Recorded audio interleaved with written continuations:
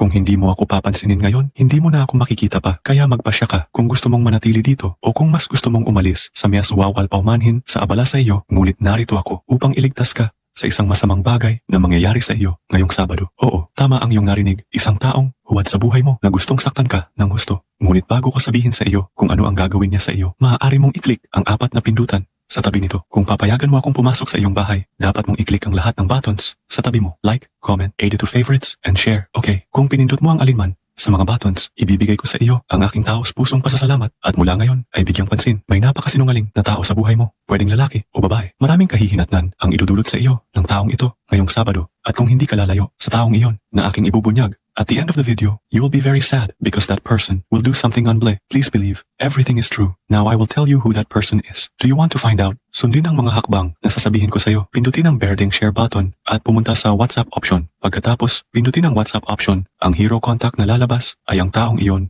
na sasaktan ka ng husto ngayong Sabado. Mangyaring maniwala at magkaroon ng isang pagpapalang araw.